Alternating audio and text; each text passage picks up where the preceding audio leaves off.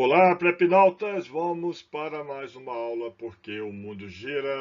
Nós teremos aula de geografia. Hoje nós iremos falar sobre globalização e comércio mundial. Na aula anterior, nós falamos sobre ordem bipolar, ordem multipolar, a nova ordem mundial.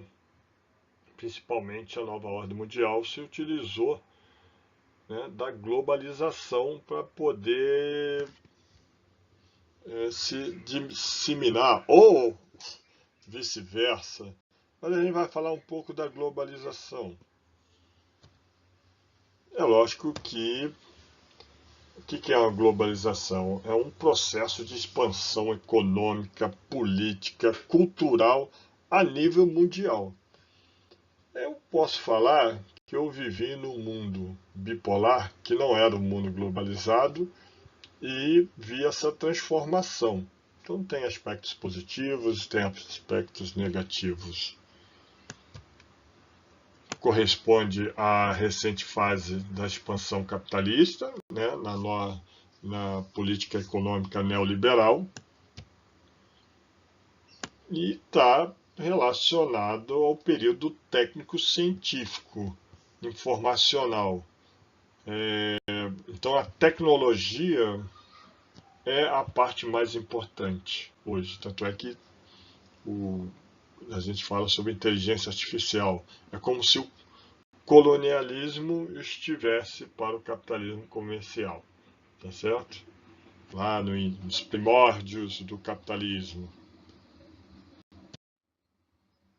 A globalização se sustenta na liberação comercial, na parte financeira da economia, nesse movimento do capital e na atuação de organismos internacionais, que nós iremos ver em breve. Os países periféricos, os não desenvolvidos ou em desenvolvimento, a globalização gera crescimento econômico, mas também gera uma dependência tecnológica e especialização em produtos primários. É o caso que aconteceu mais ou menos com o Brasil. A gente viu a desindustrialização, uma reprimarização da nossa indústria voltados para atividades agropecuárias. Aí eu coloco uma capa aqui de um noticiário, essa preocupação da desindustrialização do Brasil, e é recente, tá? É do ano passado. Bom, globalização, gente, a origem vem da ampliação das trocas comerciais. E no último século, ali o século XX, devido à terceira revolução industrial, e também à quarta revolução, a tecnologia facilitou bastante esse intercâmbio global. Vamos pensar que uma viagem Europa e América durava, nas caravelas, 2 meses. Era uma coisa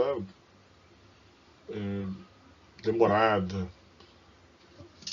A tecnologia era através de carta. Então, e com o avanço tecnológico, as coisas facilitaram. É lógico que o mundo, o espaço-tempo, no ponto de vista tecnológico, ele diminuiu. As coisas são mais rápidas hoje. Você consegue comprar alguma coisa da China através sem sair de casa, através da internet. E chega mais rápido. Então a gente viu no transporte que os navios ficaram maiores, o modelo de carregar as mercadorias se modificou através dos containers, vários portos sendo construídos de forma com muita tecnologia, infraestrutura, né, os modais, fora isso, a comunicação, né, através da internet. Então, transporte e comunicação fizeram essa aproximação do mundo, né, melhoraram, né, a rapidez e se torna um mundo mais veloz. Esse conceito, né, se refere à redução das distâncias relativas do mundo, né, porque está extremamente interligado aos avanços tecnológicos.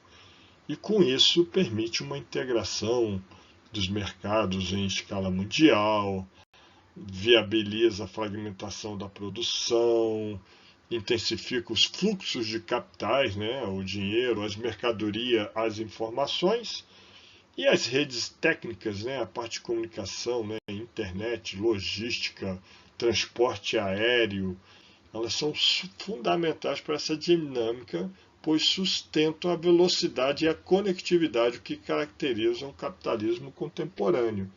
Então, o capitalismo contemporâneo, através da globalização, está inteiramente ligado ao avanço da tecnologia do transporte e das comunicações.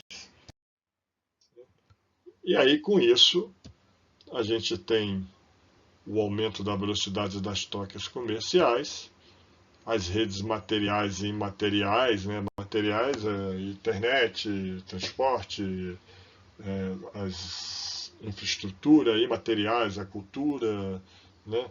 As informações, através da maior conectividade, maior competitividade e concentração da produção e do capital, multinacionais e transnacionais, vamos falar rapidamente, financiarização da economia, né, o fluxo do capital e a expansão do comércio mundial, cada vez mais os estados, os países procurando novos mercados para poder distribuir ou se relacionar de forma do comércio e poder vender o seu produto.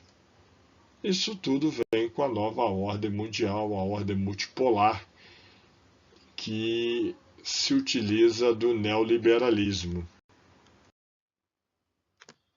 Então, pessoal, falando sobre globalização, não tem como falar das empresas transnacionais, que muitas delas se utilizam dos fatores locacionais que nós já vimos na industrialização. Eu passo aqui algumas empresas, né, as mais valiosas. O que a gente denota ou nota, certo? Acho que nota fica melhor, né?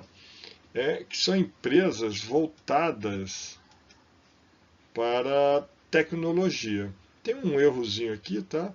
A Broadcom. A Broadcom, ela é de semicondutores, tá? Saiu errado no próprio site. A Meta, ela é de mídia social. E a Saudi Aramco é de óleo e gás, tá? Nós vemos que a parte de fonte energética é importante. A TMSC também é semicondutor e a Tesla, eu diria que é semicondutores e automotivo, tá certo? Só para vocês terem conhecimento. Aqui eu já faço as correções. Outra coisa também, a gente vê quais são os países, né, que essas empresas são, né? A grande maioria dos Estados Unidos, que é ainda uma empresa, né, que é um país hegemônico, né, junto que está rivalizando junto com a China hoje. A leitura geográfica que a gente toma quando a gente olha essa tabela é que há um predomínio dos Estados Unidos, né? uma centralidade na economia global e no setor tecnológico. Semicondutores como setor estratégico, NVIDIA, TSMC. TMSC é uma empresa que fica em Taiwan, a gente vai ver isso aí, e trabalha com a questão dos chips, que são a base da globalização, que é a base da inteligência artificial hoje. Todo produto hoje tem chip. A energia ainda é central, né? Tanto é que tem uma empresa, a Saudi Aramco, é uma empresa importante, então ela é de energia, tá? Óleo e gás. É muito importante e as empresas transnacionais atuam em escala global. Já vimos isso também, né? Eu passo essa ideia aqui, porque isso aqui é muito interessante, né? Porque poucas empresas transnacionais elas controlam vários produtos. E o que nós podemos pensar disso? Como né, são grandes corporações que atuam em diversos países. A gente pode ver aqui Coca-Cola, Nestlé, né, outro que a gente conhece bastante, Danone. Né? Então são empresas que têm assim, etapa de produção, distribuição e comercialização em escala global. E ela controla vários produtos. Né? As transnacionais ampliam o seu domínio econômico por meio de fusões e aquisições. Né? Às vezes ela compra marcas concorrentes e com isso ela mantém o nome, tipo Chocolates Garoto. Hoje é da Nestlé, né? Uma empresa que é lá de Vitória, do Espírito Santo, que foi fundada com capital nacional, mas hoje é da Nestlé. Controle acionário, licenciamento de marcas, né, ela mantém, e a integração das cadeias produtivas, né, o controle desde a matéria-prima até o consumidor final. E elas acabam controlando todo o fluxo e o preço desses produtos. A gente olha assim, tanto produto, a gente pensa que tem uma diversidade enorme, mas na verdade é um monopólio de um grupo pequeno de empresas transnacionais. A verdade é essa. Então temos a indústria de alimentos e bebidas, a maioria pertence a poucos grupos globais. Né? Isso cria uma ilusão de diversidade quando na prática há uma concentração econômica, um monopólio dessas empresas transnacionais, um controle muito forte na economia e na produção, principalmente da matéria-prima. O impacto desse controle positivo é a ampliação da oferta, tudo bem, redução dos custos em larga escala e difusão de tecnologias e padrões globais. Aspecto negativo é a eliminação de pequenas e médias empresas locais, já até contei da Chocolates Garoto. Uma padronização do consumo e cultura alimentar. A gente passa a ter uma mesma cultura alimentar em vários lugares. Uma forte concentração de capital e poder econômico. Né? Alguém controla, alguém vai ganhar muito. E uma influência política e econômica sobre os estados nacionais, sobre a política de como vai se vender, o preço. Então, isso é muito negativo, esse controle das transnacionais. A relação com a globalização expressa essa fase avançada da globalização econômica. Reforça a lógica do capitalismo financeiro e corporativo, certo? Que é muito importante, e aumenta a dependência das economias periféricas em relação às decisões de grandes grupos globais, principalmente a questão de preços. Né? Então eu passo aqui em 2023 as 20 maiores economias. Veja que o Brasil né? Em 2023 era nono, agora eu acho que é 11º. Isso sempre varia, mas você veja as duas potências que hoje são hegemônicas, que estão cada vez mais à frente em termos de tecnologia, em termos de comércio. Estados Unidos ainda um pouco à frente, né? O ranking das 20 maiores economias em 2025. Aí a gente verifica que o Brasil caiu para 11º, em função das injunções políticas e econômicas. A gente ainda percebe que existe ainda uma diferença enorme entre Estados Unidos e China, apesar da China cada vez mais estar à frente. Então, principais mudanças em 2025, a ascensão da Índia, a Índia cresceu, o desempenho do Brasil diminuiu, a Alemanha consolidou a sua posição, terceira economia, distanciando do Japão, que está bem próximo da Índia. Índia é do BRICS, hein? China é do BRICS, Brasil é do BRICS, certo? Então, a gente vai falar sobre o BRICS numa próxima aula. Eu deixo aqui um mapa mental para facilitar o estudo de vocês. Também um outro mapa mental interessante. E dentro da globalização e comércio, que a ideia do pensamento neoliberal é diminuir as barreiras alfandegárias. Diminuir as barreiras alfandegárias quer dizer diminuir o protecionismo. O que são os protecionismos? É você criar uma dificuldade para que um produto que seja de um outro país ou externo entre dentro do seu comércio interno. Isso era muito utilizado no capitalismo comercial, você lembra? Que era muito protecionista. Com o tempo foi diminuindo, mas as medidas protecionistas, elas não somem. Como é que elas são? Alguns exemplos. Você pode criar altas tarifas, você pode subsidiar a sua indústria ou a sua produção, você pode fixar cotas de entrada de um certo produto.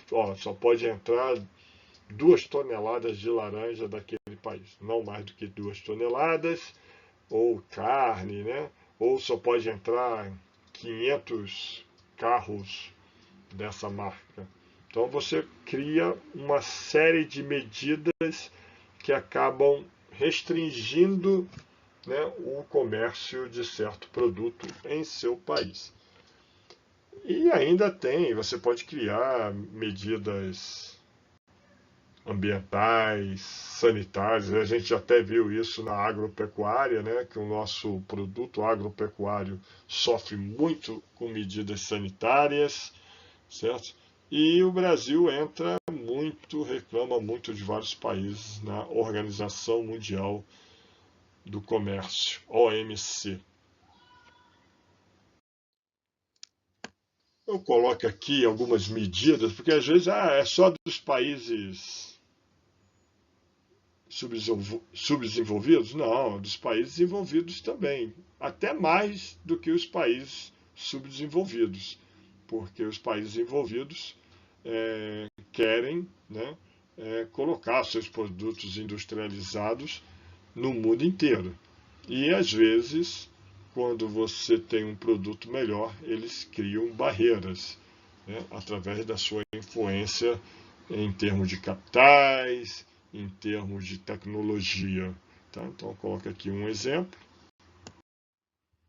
Outros exemplos, né, principalmente da parte agrícola. Tá? Vou deixar que vocês leiam depois, principalmente essa questão da União Europeia com o Mercosul. Protecionismo. Ele é vantajoso, né, pelo fato de proteger a economia nacional da concorrência externa. Ok. Né? Você pode garantir empregos, incentivar o desenvolvimento de novas tecnologias. Mas se você não fizer da forma correta, o país ele pode, né, você pode provocar um atraso tecnológico e aí você vai ter que importar. Na hora que você importa, você cria menos inovações dentro da sua cadeia produtiva. Caso você tenha uma empresa que você, vamos supor, um país proteja e ela não criar inovações e você proteger, vai acabar que essa empresa vai virar um grande monopólio, vai controlar os preços e isso vai ser danoso para a sua economia interna. A diminuição do comércio, né, com a consequência natural do protecionismo, enfraquece as políticas de combate à fome e ao desenvolvimento dos países pobres, certo? Porque muitas vezes os países pobres são os mais afetados, pois depende das exportações para gerar renda e sustentar suas economias. Então você cria muita barreira, os países mais pobres, principalmente de baixa tecnologia ou aqueles que exportam mais recursos primários, vão sofrer, certo?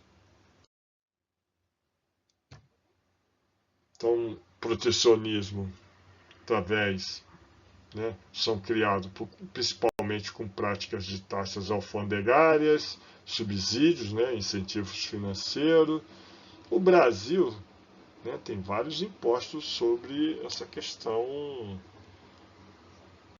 né, das importações. Né? Tem imposto sobre produtos industrializados, imposto sobre operações financeiras, né, o próprio ICMS.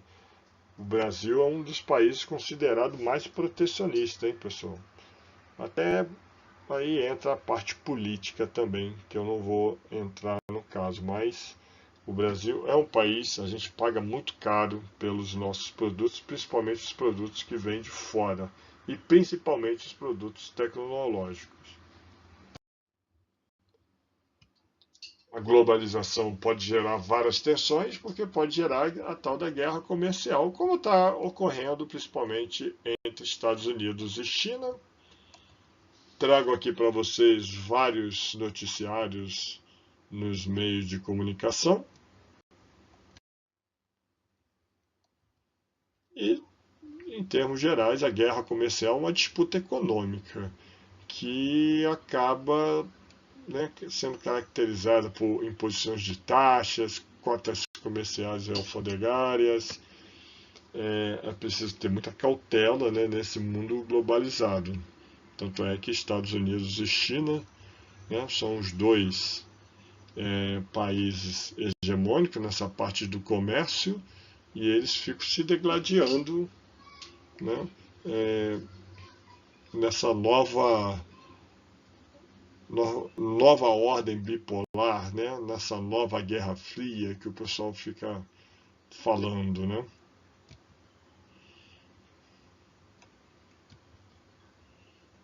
Então a disputa hoje é entre o comércio, tá, entre Estados Unidos e China.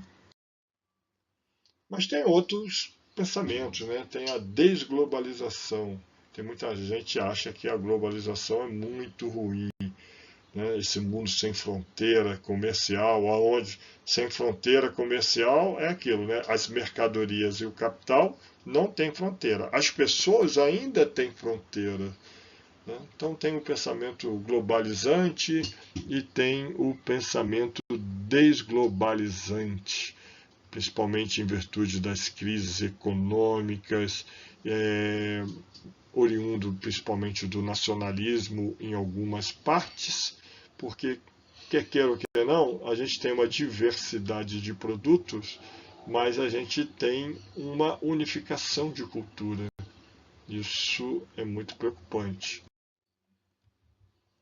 Os principais fatos que justificam a desglobalização, nós tivemos o Brexit, quer dizer, o Reino Unido saiu da União Europeia. A União Europeia é um bloco comercial muito grande, muito forte, e na década de 90, né, com o fim da ordem bipolar, surge a ordem multipolar, e nesse pensamento globalizante, os países países começaram a formar os blocos econômicos. Crescem os movimentos separatistas, principalmente na Europa, crescimento de movimentos e partidos nacionalistas na Europa, a crise financeira mundial de 2008, subprime, nós iremos estudar. Isso foi muito debatido porque foi uma crise, principalmente nos Estados Unidos, e teve reflexo na Grã-Bretanha e reflexo no mundo inteiro. Dificuldade de estabelecimento de relações econômicas entre os blocos econômicos, né? Dentro do bloco econômico, ok. Fora do bloco econômico, continua aqueles problemas de protecionismo, crescimento de um sentimento mundial, principalmente das tradições culturais. A gente viu que as transnacionais alimentícias acabam criando uma cultura uniforme, principalmente em termos de tradições alimentares. E há um consenso se o fenômeno é temporário ou veio para ficar, ninguém sabe. Ou é uma outra forma do capitalismo se adaptar, né? Quem sabe, né? O resumo é essa questão, né? O protecionismo, guerra comercial e desglobalização. Né? O protecionismo vem através de tarifas e defesa da indústria nacional. A guerra comercial, disputas prolongadas entre grandes economias, e aí vem retaliações de tarifas sucessivas, e se você não estiver do meu lado, eu vou taxar os seus produtos, esse tipo de coisa, né? A desglobalização é um pensamento do recuo dessa integração econômica, uma valorização do nacionalismo econômico. Tá? Então, recentemente, aí, o fortalecimento de políticas industriais nacionais na União Europeia, fortalecendo a sua indústria. Em síntese final, a globalização permanece como eixo central da economia, mas enfrenta muita contradição, principalmente com o avanço de protecionismo e guerras comerciais, e uma tendência de desglobalização, né, de você estar conectado mais com o pessoal mais próximo. Os mais longe você mantém o seu protecionismo, a sua defesa, para manter aí uma economia mais estável, né, num cenário econômico internacional que é muito instável e competitivo. E aí vamos para as nossas atividades, alguns exercícios, trouxe aqui da SpaceX, deixar para que vocês leiam um pouquinho. Essa aula é mais curta, mas ela é importante. Tá, dentro desses reflexos pode-se destacar, né? A gente está falando do estágio de desenvolvimento do capitalismo, e aí vai. O apelo das indústrias pela intervenção do Estado na economia, sem interferir nas empresas privadas, de modo a criar condições para melhoria de padrão de vida da população e, por conseguinte, fomentar o consumo. Veja bem, esse modelo capitalista que ele está falando, né, o desenvolvimento do mundo globalizado, é uma política neoliberal que visa o Estado mínimo, né, pouca intervenção do Estado. Então, com isso, é falso, porque tem aqui a questão da intervenção do Estado. Se o 1 é falso, a gente, né, consegue eliminar a letra A, letra B, letra A e letra B, certo? Vamos ver o 2. A implementação gradual da economia de escala em substituição à economia de escopo, visando a reduzir o custo de produção a partir da fabricação de item padronizado em grande quantidade.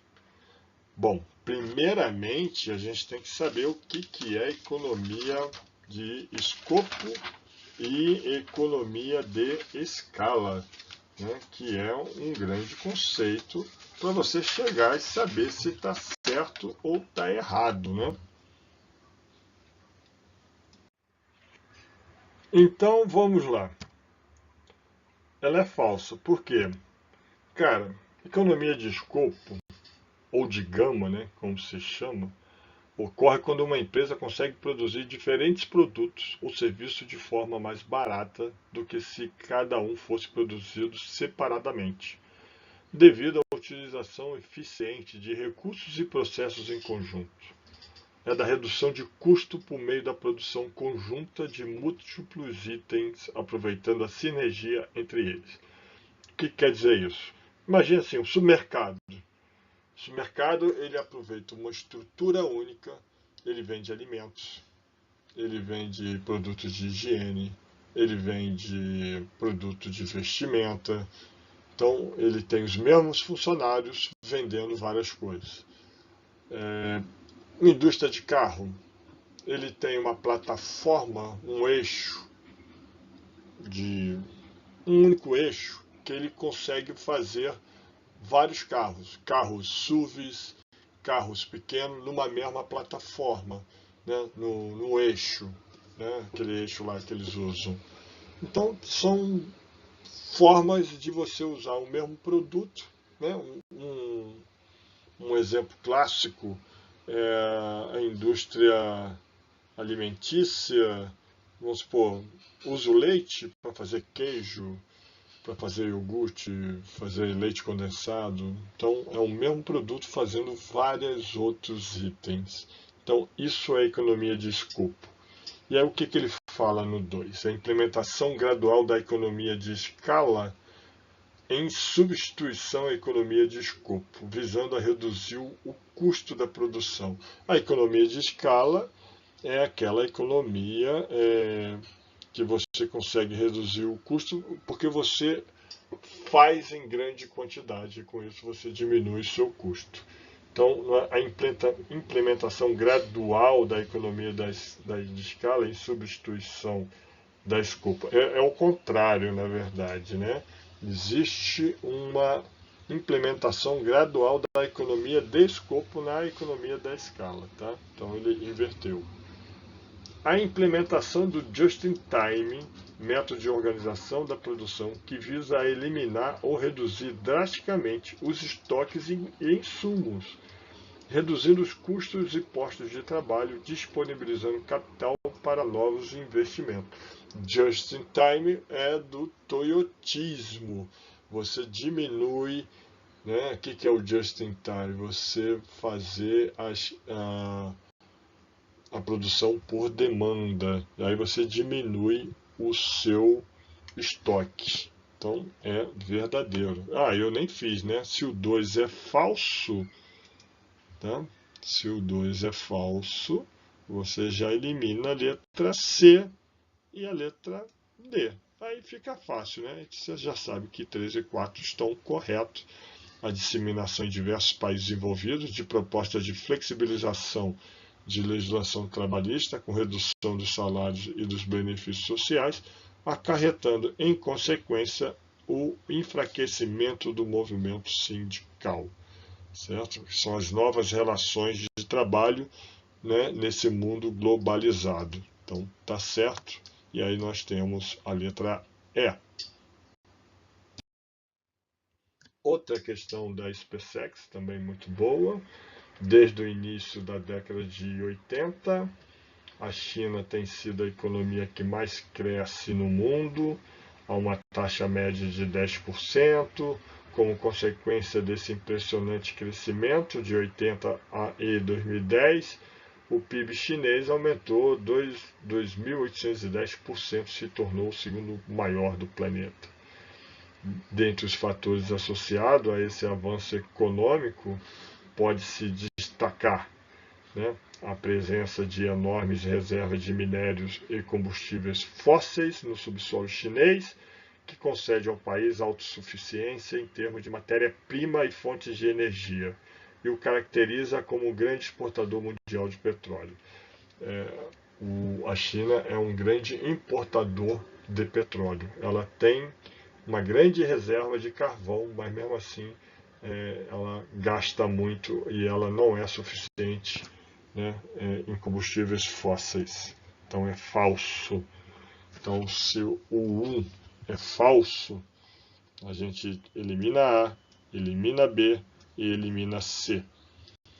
O modelo da economia planificada, que promovendo o crescimento econômico com equilibrada distribuição de renda, amplia o mercado consumidor interno chinês, um dos mais gigantescos do mundo, e elimina as desigualdades sociais, tá? Também é falso, ainda tem muita desigualdade social. Então, elimina o 2, e aí a gente sabe que tanto o 3 como o 4 estão corretos. Vou deixar para vocês lerem, para não ficar uma aula massificante. Tá? Então, letra E. Uma outra aqui, ó, consumo de massa é uma realidade para a sociedade globalizada. Como consequência, é necessário aumentar cada vez mais a produção de bens de consumo, relacionando o aumento do consumo de massa com a disponibilidade limitada de recursos naturais no planeta Terra. O que posso falar? É correto afirmar o que quem marcou a letra B de bola, né, as empresas que se utilizam diretamente de recursos naturais para a produção de bem, exerce pressão sobre as comunidades dependentes desses recursos, as transnacionais, né? E com isso, nós chegamos a mais uma fim de aula. Né? Não esqueçam da sua preparação física, é importante. Prepnautas, até o próximo encontro, até a próxima aula.